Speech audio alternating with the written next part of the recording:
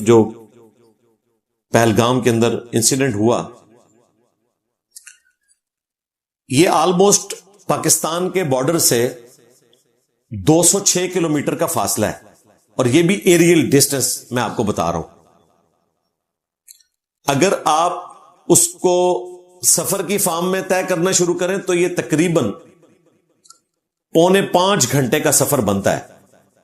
4.25 گھنٹے کا سفر کر کے بقول ان کے وہاں سے دہشت گرد آئے ہیں یا انہوں نے اسلحہ دیا ہے، اور یہاں کے لوکل دہشت گردوں نے ان کے ساتھ مل کر یہ ایکٹیویٹی پرفارم کی، اور پھر وہ 5 کے 5 بندے غائب بھی ہو گئے ہیں، اور 7 لاکھ انڈین فوجی مل کے بھی وہ 5 بندے ڈھونڈ نہیں پا رہے۔ بڑی حیران کن بات ہے اس ماڈرن دور کے اندر، جب کہ آپ موبائل کے ذریعے لوگوں کو ٹریس کر سکتے ہیں، آپ کے پاس سیٹلائٹ کی فیسلٹی موجود ہے۔ اسی لیے دیکھیں کل ہمارے پرائم منسٹر نے جو ایڈریس کیا، جو کیڈٹس کی پاسنگ آؤٹ پریڈ تھی کاکول میں، اس میں انہوں نے بڑی اچھی بات کی۔ ویسے یہ میرے دل کی بات تھی، اگر وہ کل نہ بھی کرتے، میں نے آج ویڈیو میں یہ بات کہنی تھی کہ جس طرح پاکستان پورے اعتماد سے سمجھتا ہے کہ ہم نے یہ کام نہیں کروایا، تو پاکستان کو فرنٹ سے لیڈ کرتے ہوئے یہ کہنا چاہیے کہ آپ کسی بھی انٹرنیشنل فورم کو بلا لیں اور آدھے آدھے پیسے ڈالیں، دونوں طرف کے لوگ، ان سے ایک نیوٹرل انویسٹیگیشن کروا لیں کہ یہ انسیڈنٹ کس نے کیا ہے۔ تو کل پرائم منسٹر نے اس کی اناؤنسمنٹ کر دی ہے، شہباز شریف صاحب نے، انہوں نے کہا کہ ٹھیک ہے آپ انٹرنیشنل کسی فورم کو بلا لیں، انویسٹیگیشن کروا لیں کہ ہم نے یہ ایکٹیویٹی پرفارم نہیں کی۔ اس کے بعد بھی اگر انڈین پرائم منسٹر اس آفر کو قبول نہیں کرتے تو بالکل پھر پاکستان یہ کہنے میں حق بجانب ہے کہ گل وچ کوئی اور ہے۔ یہ فالس فلیگ آپریشن ہے آپ کا، آپ نے جان بوجھ کے، جب کبھی پاکستان تھوڑا سا اکانومی کے اعتبار سے سٹیبل ہونے کی کوشش کرتا ہے تو کوئی نہ کوئی لچ فرائی کر دیتے ہیں، اور پھر یہ پلی لیتے ہیں کہ جی ماضی میں پاکستان بھی انڈیا کے ساتھ کرتا رہا۔ بالکل اس سے کسی کو انکار نہیں ہے، اور وہ ماضی کی غلطیاں ہمارے جو پچھلے پرائم منسٹر تھے عمران خان صاحب، انہوں نے کئی فورمز کے اوپر مانا کہ ہم سے غلطی ہوئی تھی، اور ابھی 2 دن پہلے خواجہ آصف صاحب نے بھی اس چیز کا اظہار کیا جس کو لوگ مذاق بنا رہے ہیں۔ بھائی مذاق بنانے والی اس میں کون سی بات ہے؟ اگر انہوں نے یہ بات کی ہے تو انہوں نے پوری بات کی ہے، اس کو آؤٹ آف کانٹیکسٹ کوٹ نہ کریں۔ انہوں نے کہا کہ امریکہ اور یورپین ملکوں کا اعلی کار بنتے ہوئے اس وقت ہم سے یہ غلطیاں ہوئی ہیں، انہوں نے ہمیں مس یوز کیا، اور ظاہر ہے وہ ہمیں ڈالر دے رہے تھے۔ یہ بات عمران خان صاحب بھی کرتے رہے، یعنی باتیں وہی ہو رہی ہیں، لیکن اس وقت وہ باتیں ان لوگوں کو اچھی لگتی تھی، آج وہ لوگ اٹھا کے تو خواجہ آصف صاحب کے اوپر چڑھے ہوئے۔ خان صاحب نے اس وقت پارلیمنٹ میں تقریر کی تھی اپوزیشن کو کہتے ہوئے کہ میں کیا انڈیا کے اوپر بم مار دوں جا کے۔ آج ہمارے اپوزیشن لیڈر جو ہیں اسی خان صاحب کی جماعت کے عمر یوب صاحب کو کہہ رہے ہیں کہ جی ان کے اوپر بم پھینکے۔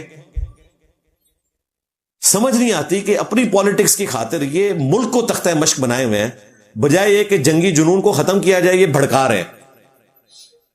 تو غلطیاں ماضی میں ہوتی رہی، لیکن مشرف صاحب کے دور میں جب پاکستان نے یہ ڈیسائیڈ کیا کہ اب ہم نے یہ حرکتیں نہیں کرنی، اس کے بعد سے یہ جہاد والی ٹوٹی بند ہے، سیدھی سی بات ہے، اور ایف اے ٹی ایف کے بعد تو بالکل بند ہے۔ میں آپ کو پوری ذمہ داری کے ساتھ، چونکہ پاکستان میں ہم رہتے ہیں، ہمیں تو اس حوالے سے خبر ملتی رہتی ہے، اور وہ جو سارے جہادی تھے اس قسم کے وہ سارے ہمارے دائیں بائیں پھرتے ہیں، سارے بیچارے بے روزگار ہوئے ہوئے ہیں پچھلے کئی سالوں سے، کیونکہ ان چند لوگوں کے پیچھے جو ظاہر اسٹیبلشمنٹ کے اعلی کار بنے ہوئے تھے، اور اس وقت اسٹیبلشمنٹ کی یہ غلطی تھی، سیدھی سی بات ہے۔ پوری قوم کو تو سٹیک پہ نہیں لگایا جا سکتا، لہذا پاکستان نے یہ طے کر لیا جب یہ گرے لسٹ میں گئے، اور پھر پچھلی جو ہماری حکومت تھی ان کی یہ بہت بڑی کنٹریبیوشن ہے، خان صاحب کی گورنمنٹ میں پاکستان جو ہے وہ گرے لسٹ سے باہر نکلا، اس میں ہم کریڈٹ دیتے ہیں ان کو بھی، اس وقت کے آرمی چیف کو بھی، کہ شکر الحمدللہ ہم اس مصیبت سے باہر نکلے، اور پھر ضرب عزم رد الفساد اور اس قسم کے جو فوجی آپریشنز ہیں ان کی وجہ سے پاکستان سٹیبلٹی کی طرف آیا۔ تو پرانے کسی واقعے کا اس حوالے سے اشارہ دینا یہ غلط بات ہے۔ اب اس قسم کی کوئی ایکٹیویٹی نہیں ہے، اور اگر ہے تو ثبوت پیش کریں، پاکستان کو جھوٹا کر دیں۔ میں اپنے پلیٹ فارم سے کہہ رہا ہوں کہ اگر آپ یہ ثابت کرنے میں کامیاب ہو جائیں گے، سب سے پہلے میں پاکستان کی فوج کو اور حکومت کو کنڈیم کروں گا کہ اگر یہ انوالو ہوئے اس قسم کے کسی سویلین کے قتل میں کنڈیم کروں گا. اور میں تو اس کشمیر کے جہاد کے بھی خلاف تھا جب ہماری اسٹیبلشمنٹ نے ان جہادیوں کو گود لیا ہوا تھا. میری آپ پرانی ویڈیوز بھی دیکھیں تو میں اس میں بھی ڈنکے کی چوٹ کے اوپر اس کی مخالفت کرتا تھا، مستقبل میں بھی کروں گا. یہ اس قسم کا کوئی جہاد نہیں ہے.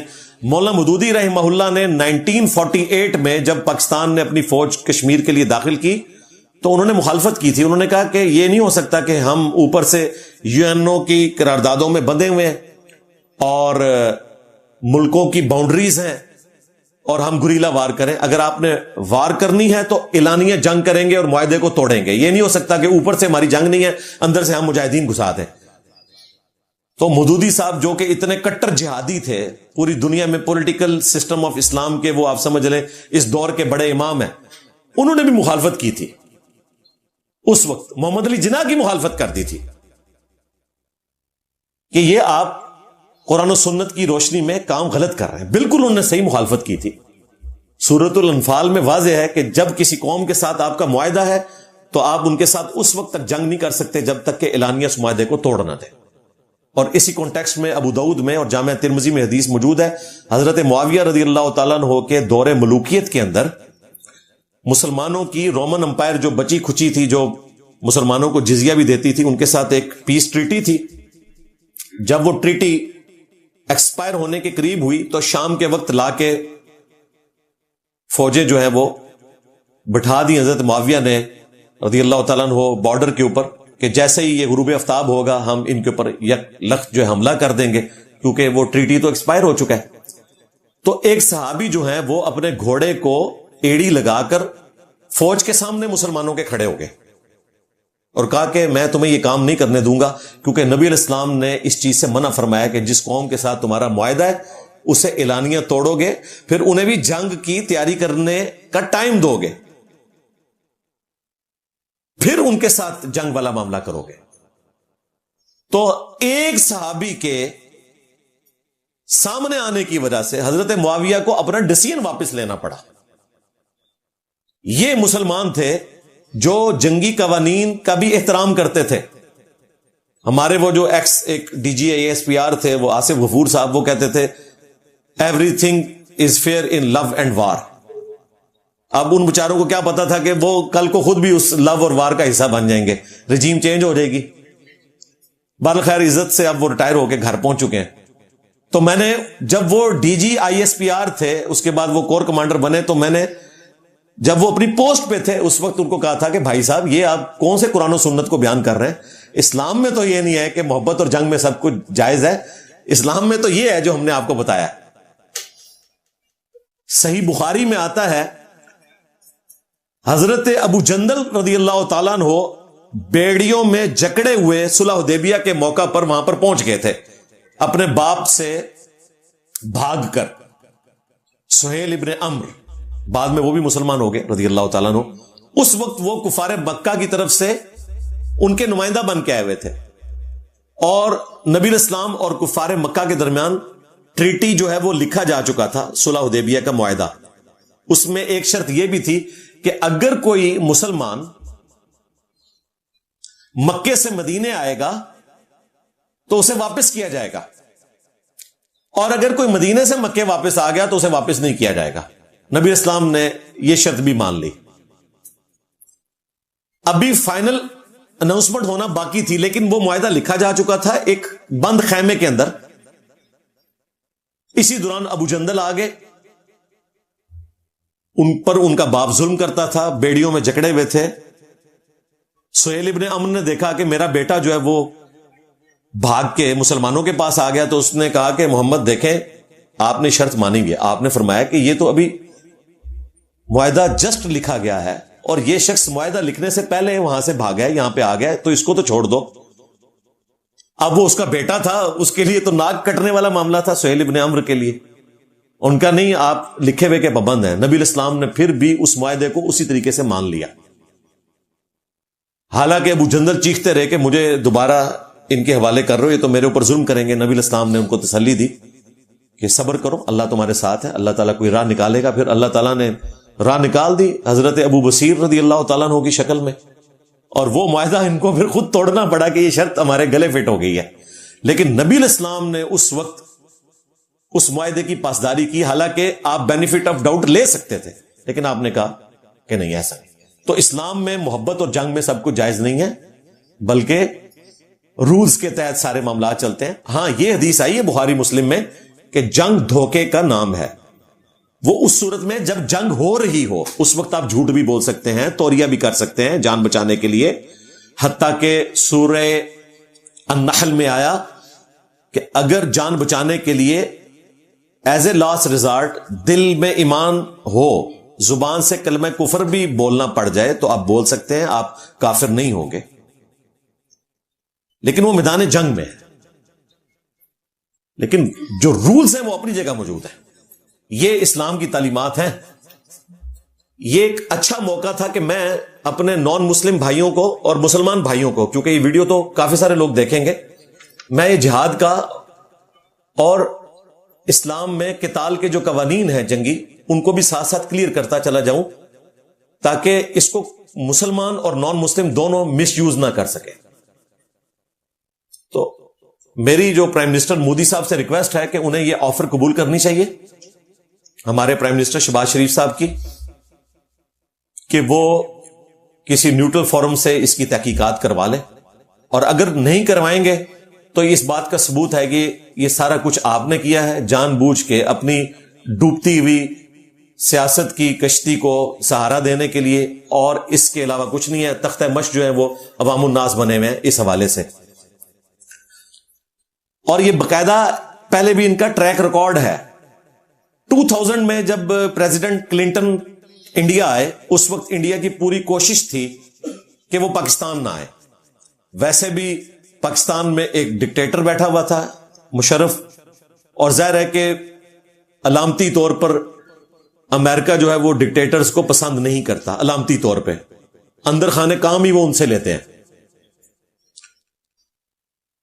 تو جب انڈیا کو پتا چلا کہ یہ پاکستان بھی جائیں گے تو انہوں نے اس وقت ایگزیکٹلی کلنٹن انڈیا میں تھا اس قسم کا ایک انسیڈنٹ کروا دیا, اور کلنٹن کو انہوں نے کہا کہ دیکھیں یہ دہشت گرد ہیں, ہمارے ساتھ کیا کر رہے ہیں. کلنٹن نے CIA سے پوچھا تو انہوں نے بتایا کہ بھئی انہوں نے خود کام ڈالا ہے.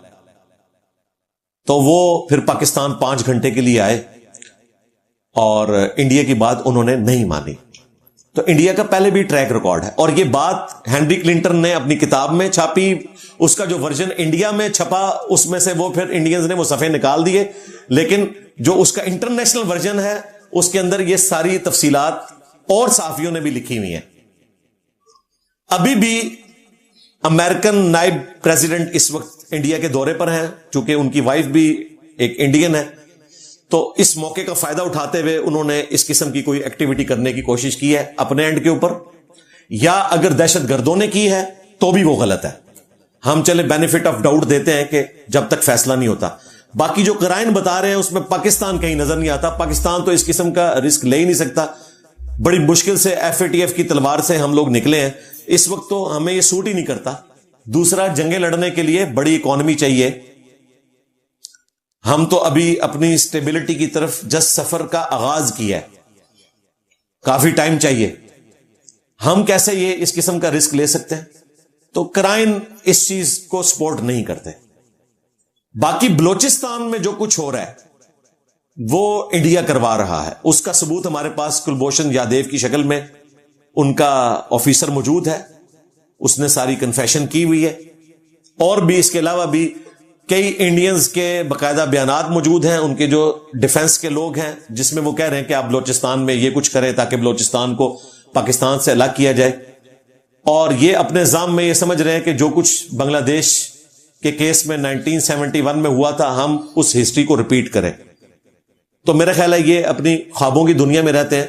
بنگلہ دیش والی جو ایکٹیویٹی پرفارم ہوئی وہ ایک یونیک واقعہ تھا. میرا اپنا ذاتی خیال یہ ہے کہ یہ شروع سے ہی 2 ملک الگ بننے چاہیے تھے.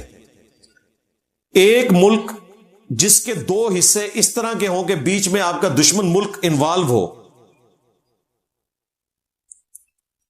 اور ہزاروں کلومیٹر کا فاصلہ ہے دونوں کے درمیان، تو نیچرلی اس کا اینڈ یہ دو ریاستیں ہونی تھی.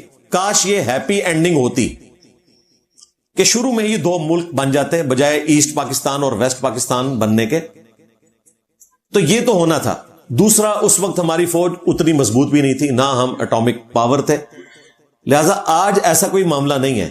بلوچستان بالکل ان کانٹیکٹ ہے پاکستان کے باقی صوبوں کے ساتھ، اس کی زمینی سرحدیں بھی ملی ہوئی ہیں، پلس آج پاکستان کا ڈیفنس کا نظام، پاکستان کی فوج پہلے سے بہت زیادہ مضبوط ہے.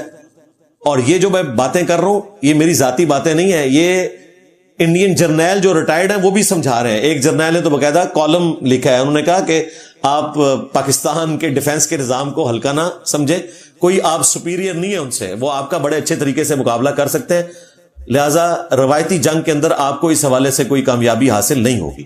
اور ویسے بھی میں آپ کو بتا دوں، ورلڈ وار 2 کے بعد جب سے قومی ریاستیں بن رہی ہیں، یعنی دنیا نے یہ مان لیا کہ اب قومی ریاستیں ہوں گی، نیشن سٹیٹس ہوں گی، اس میں آپ کسی ملک کی باؤنڈریز کو اس طریقے سے توڑ کر دوسرے ملک کا حصہ بنا نہیں سکتے. نہ پاکستان جنگ کے ذریعے انڈین آکوپائڈ کشمیر کو حاصل کر سکتا ہے، اور نہ انڈیا پاکستان میں کوئی اس قسم کی حرکت کروا کے بلوچستان کو الگ کر سکتا ہے. یہ دونوں کی خام خیالی ہے اگر کسی کے دماغ میں ہے، اس طرح ہو ہی نہیں سکتا. پاکستان نے تو خیر اپنے پرانے گناہوں سے توبہ کر لی ہے کافی عرصے سے، انڈیا کو بھی چاہیے کہ وہ بھی ہوش کے ناخن لے اور اس قسم کی ایکٹیویٹیز سے باز رہے. باقی اس پورے ایپیسوڈ میں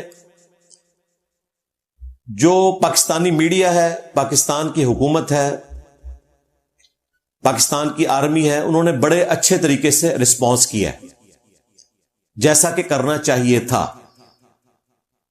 انیشیٹ خود نہیں کیا، ایئر سپیس بند کی ہے انڈیا نے تو جواباً ہم نے کی ہے.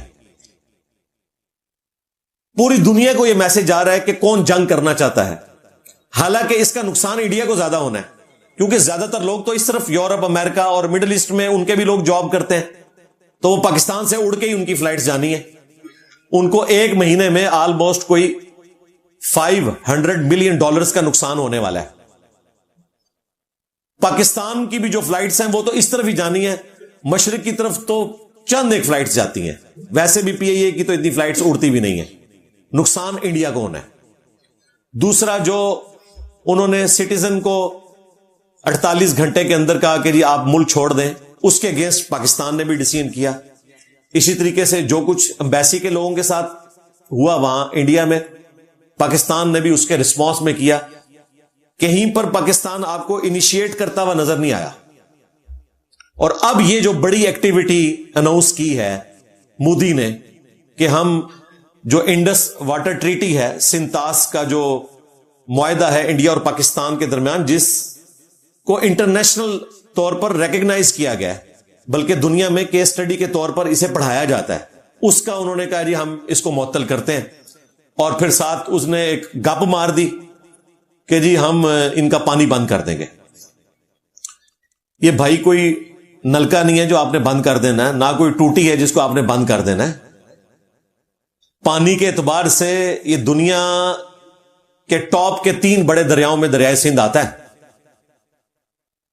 نیل ریور ہے، ایمیزون ہے اور دریائے سندھ. اور پانی جو اس میں فلو کر رہا ہے وہ دریائے نیل سے بھی ڈبل پانی فلو کرتا ہے دریائے سندھ کے اندر. یہ سندھ نام تو اس کا بعد میں پڑا، اصل میں اس دریا کا نام ہے دریائے اباسین، یعنی دریاؤں کا باپ اباسین. باقی دریا بھی سارے اس میں جا کے گرتے ہیں، ستلج بھی، جہلم بھی، چناب بھی. تو دریائے سندھ کے پانی کو روکنے کے لیے آپ کو کئی ایک ڈیمز چاہیے، وہ بھی جب ڈیم بھر جائے گا پھر آپ کو اوور فلو تو کروانا پڑے گا. اور ڈیم آج اگر آپ بنانا شروع کریں تو 10 سے 15 سال چاہیے، وہ بھی اگر آپ کے پاس بجٹ ہو. اور جس جگہ سے یہ دریائے سندھ نکل رہا ہے ان پہاڑوں میں ڈیم بنانا تو اس کے لیے بہت ہیوی بجٹ کی ضرورت ہے. لہذا یہ جو مودی صاحب نے اناؤنسمنٹ کی ہے نا، اس کی امپلیمنٹیشن اگر سیریس ہوئی نا تو 15 سال کے بعد ہوگی. لہذا بے فکر رہیں، کچھ نہیں ہونا. ہمارے بلاول بھٹو صاحب نے بھی بڑی جذباتی کل تقریر کر دی ہے کہ جی اگر آپ ہمارا پانی روکیں گے سندھ کا تو پھر دریائے سندھ میں آپ کا خون بہے گا. یہ جذباتی جملے, ان کی کیا اوقات ہے یہ پانی روک سکتے ہیں؟ پانی اس طریقے سے رکتا ہے. اور میں حاضر تھا جب یہ چیزیں سن رہا تھا, پھر میں نے دیکھا کہ وہاں پر بھی جو سینسیبل لوگ ہیں انہوں نے کہا مودی صاحب یہ آپ کس قسم کی ہوائی فائر کر رہے ہیں, اس طرح ہو سکتا ہے؟ وہاں کا بھی ایک جرنیل ہے, اس نے بھی ایک ولاگ بنایا, اس نے بھی یہ بات کی کہ اس طرح پانی روکا جا سکتا ہے. یہ معطل صرف یہ ہوا ہے کہ جو ہمارے لوگ وہاں پہ جا کے وزٹ کرتے تھے نا اور چیک کرتے تھے کہ پانی کا لیول کیا ہے, اس اعتبار سے بس وہ ٹیمیں بس آنا جانا بند ہو جائیں گی. یہ معطل ہے, پانی کوئی نہیں روک سکتا. پانی روکنا کیا, چھوڑ دیا پانی انہوں نے ہمارے دریائے جہلم میں. یہ ہماری اکیڈمی سے 1 کلومیٹر دور بھی نہیں دریائے جہلم, خشک ہوا پڑا ہوا تھا. تو اب ظاہر ہے کہ پیچھے سے انہوں نے پانی چھوڑا ہے, تو منگلا ڈیم چونکہ ایک سیفٹی ہے ہمارے اس جہلم شہر کی بھی, تو انہوں نے پہلے ہی پانی ریلیز کر دیا ہے, کیلکولیشن کر لی ہے, تو بڑی نیکی کی ہے. اس دفعہ تو بارشیں بھی کم ہوئی تھی. میں تو کہتا ہوں شکریہ مودی صاحب, آپ نے اس قسم کا اگر پانی روکنا ہے تو بہت اچھا کیا کہ آپ نے دریائے جہلم کا پانی چھوڑ دیا ہے, اور سندھ طاس کا جو منصوبہ ہے اس کے تحت دریائے جہلم کا پانی جو ہے وہ پاکستان کو ہی ملے گا. تو بجائے بند کرنے کے انہوں نے پانی چھوڑ دیا. یعنی یہ وہ ہوائی فائر تھے, گپ چھوڑی تھی. اگر گپ نہ چھوڑی ہوتی تو پانی یوں نہ چھوڑ رہے ہوتے. تو انہوں نے الٹیمیٹلی اس میں سے کمایا کیا؟ اب وہاں کا میڈیا جو نیوٹرل قسم کے لوگ ہیں وہ ان کے اوپر خود تان کر رہے ہیں کہ آپ اس قسم کی باتیں کرتے ہیں اور پھر ہمارا مذاق اڑتا ہے. زیادہ تر تو وہاں پہ میڈیا جو ہے وہ کنٹرول ہے, لیکن چند ایک حق کی آوازیں وہاں پر موجود ہیں. ابھی رات کو ہمارے جو بھائی ہیں دھروو راٹھی صاحب, انہوں نے بڑی اچھی ویڈیو بنائی ہے, میں نے اس کو شیئر بھی کروایا. دیکھیں اس طرح اپرائٹ لوگ موجود ہیں دنیا کے اندر. اس نے بالکل پول کھول دیا کہ اس کا ٹریک ریکارڈ ہے, یہ مسلمانوں اور ہندوؤں کے درمیان لڑائی کروانا چاہتا ہے اور جنگی